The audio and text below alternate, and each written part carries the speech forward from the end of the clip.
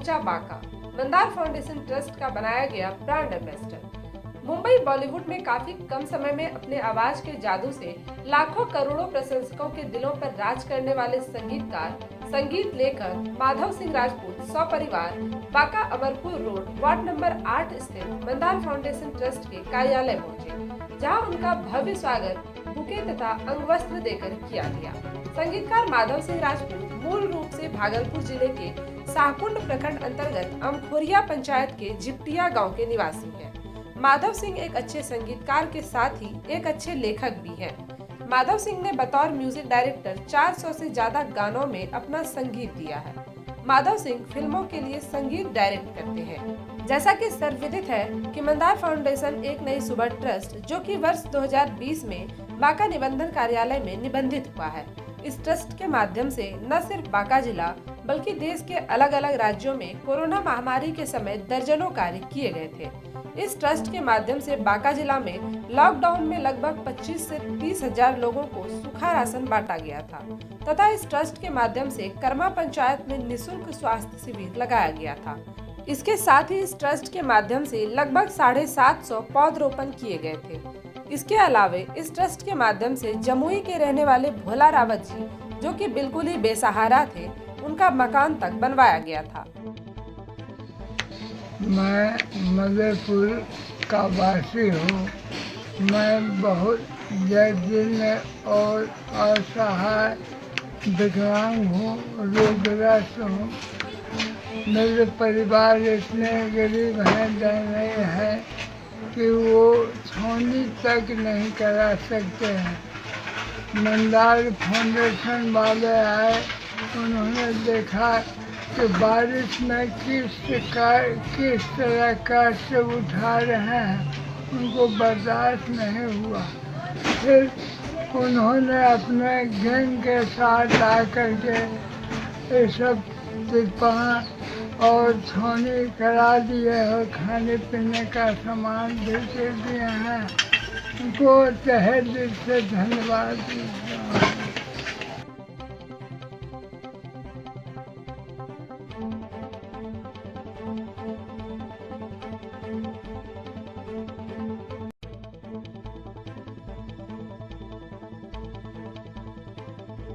यह संस्था काफी कम समय में अनेकों सामाजिक कार्य किए हैं। आने वाले निकट भविष्य में इस ट्रस्ट के माध्यम से न मात्र बांका जिला बल्कि भागलपुर के अलावा दूसरे राज्यों में भी अनेकों सामाजिक कार्य किए जाने हैं। इस संस्था के द्वारा किए गए सामाजिक कार्यों को देखते हुए नई दिल्ली में यूथ वर्ल्ड सोशल मंच के द्वारा भारतीय गौरव अवार्ड 2021 से सम्मानित भी किया गया था। मंदार फाउंडेशन ट्रस्ट के कार्यालय में माधव सिंह राजपूत को मंदार फाउंडेशन ट्रस्ट के संस्थापक सह राष्ट्रीय अध्यक्ष विकास सिंह तोमर के द्वारा अंगवस्त्र तथा बुके देकर उनका भव्य स्वागत किया गया। मौके पर ईएनएस मीडिया के सिटी रिपोर्टर अमित आनंद, जिला रिपोर्टर संतोष झा, अंग प्रसंग पत्रिका के प्रबंध निदेशक शैलेंद्र झा, प्रदीप कुमार चक्रवर्ती, पुष्पांजय कुमार मुख्य रूप से उपस्थित थे। इसी क्रम में उन्होंने हमारे चैनल से बातचीत की। आइए देखते हैं खास बातचीत। नमस्कार, आप देख रहे हैं ईएनएस मीडिया। मैं हूं आपके साथ खुशबू।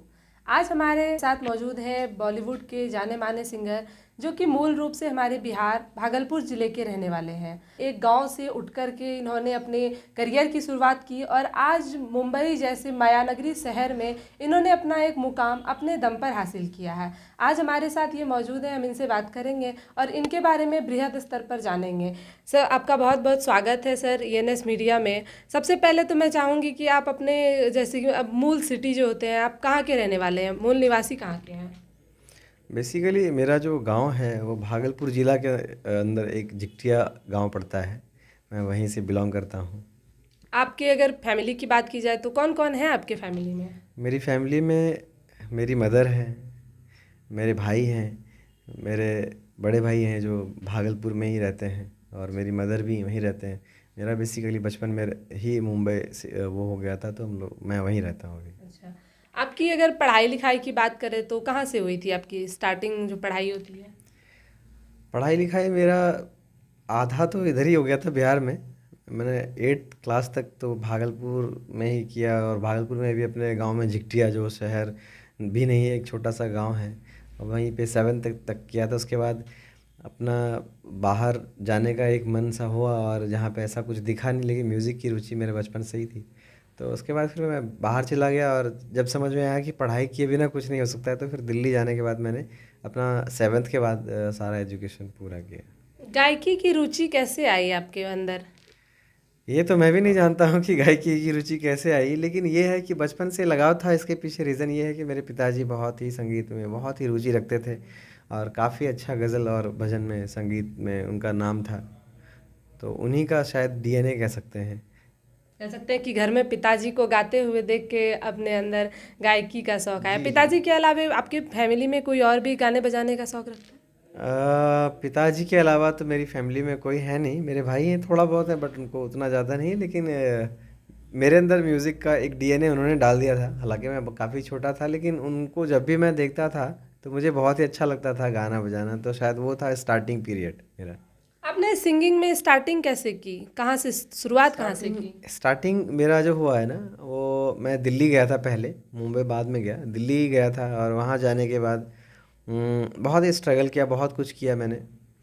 और उसी दौरान मुझे एक लेडीज़ मिली और वो दूरदर्शन वगैरह में गाना गाती थी, टी सीरीज़ में गाती थी। उन्होंने मुझे ऐसे ही मतलब छोटू छोटू करके बुलाती थी वो। और उनके घर में मैंने हारमोनियम देख लिया था बजते हुए। तो मैंने बताया, ऐसे ऐसे मेरे पड़ोस में रहती थी, तो उन्होंने बताया मैंने कि मैं भी म्यूज़िक में थोड़ा बहुत इंटरेस्ट रखता हूँ। तो उन्होंने देखा कि अच्छा ऐसा है तो आओ कुछ सुनाओ मुझे। मैंने सुनाया उनको। उसके बाद वहीं से मेरी शुरुआत हुई और उसके बाद कई ऐसे लोगों से उन्होंने मिलवाया और उसके बाद मैंने भी अपना कुछ स्ट्रगल पीरियड वहीं पे एजुकेशन भी लिया म्यूज़िक का। उसके बाद फिर वहीं से सिलसिला चालू हुआ और फिर होता ही रह गया।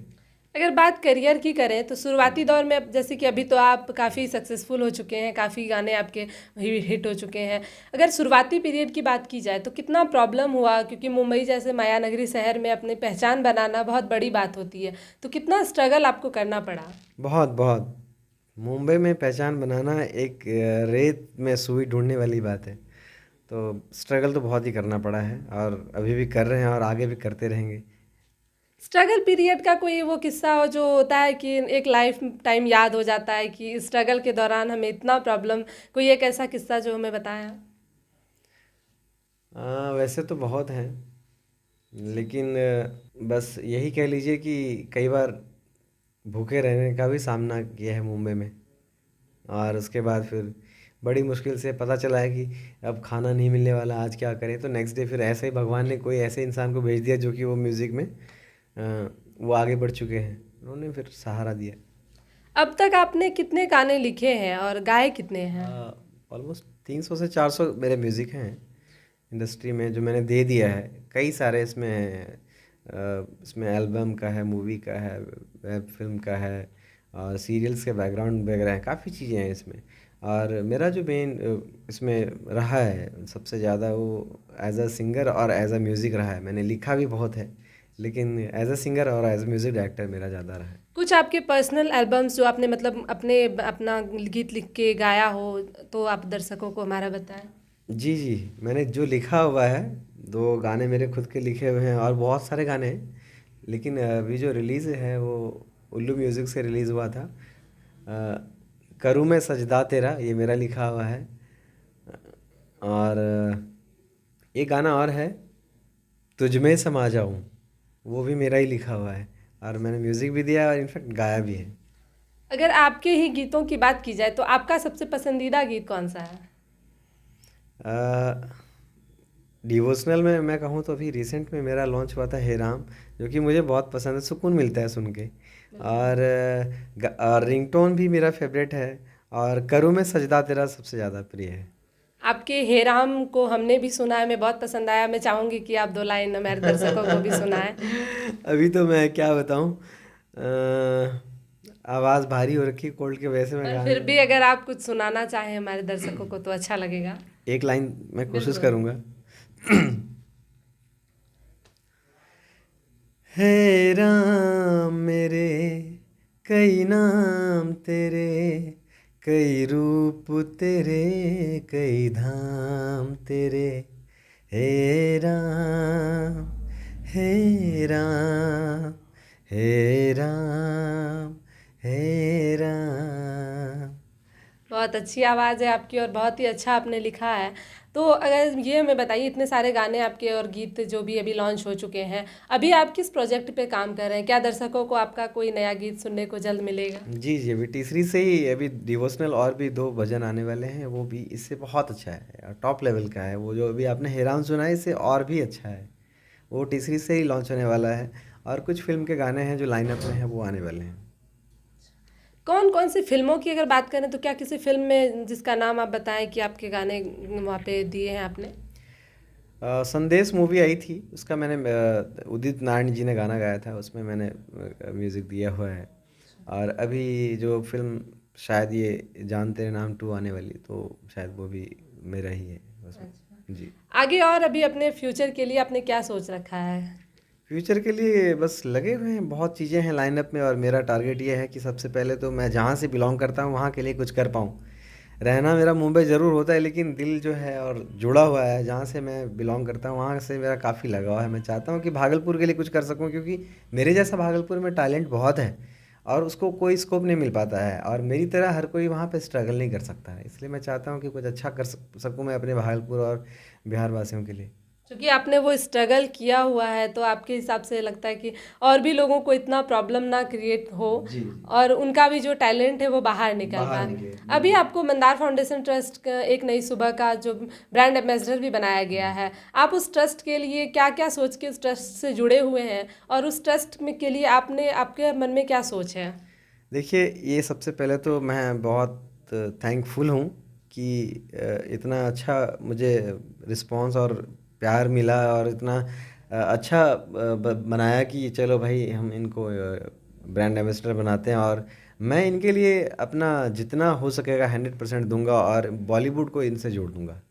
और इस ट्रस्ट के माध्यम से जो भी हमारे रूरल जो और जो काफ़ी गरीब बच्चे और जो असहाय जो जिसका कोई सहारा नहीं, उनके लिए जो भी हो पाएगा हमारी तरफ से और हमारे बॉलीवुड के सेलिब्रिटियों की तरफ से पूरा पूरा सहयोग रहेगा। हम यही प्रयास करेंगे। जी बहुत बहुत धन्यवाद। पूरी हमारी ENS मीडिया की टीम आपके फ्यूचर के लिए शुभकामना देती है आपको, आप और आगे मुकाम तक आप पहुँचे। धन्यवाद। Thank you so much. Thank you.